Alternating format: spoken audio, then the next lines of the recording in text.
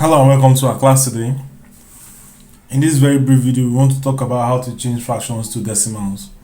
Changing fractions to decimals is a simple issue. We also have to divide the numerator by the denominator.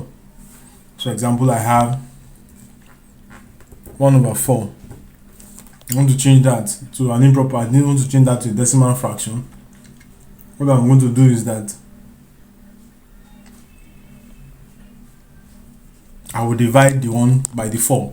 So this gives me something like this. The numerator stays inside and the denominator stays outside. Right? So that gives me 4 outside and 1 inside. Okay, so 4 into 1, you cannot. So I have a 0 here. I'll put a decimal. I'll introduce a 0 here. 4 into 10 gives me 2. 2 times 4 is 8. Subtract, right? My answer will be 2. And 4 go into 2, you cannot. So I will have what? That is 0. 4 into 20 now, 5. 5 times 4, 20. And all of them will give me what? 0, 0. So my 0.1/4 is what? 0.25. Same thing can be done with something else like 1/5.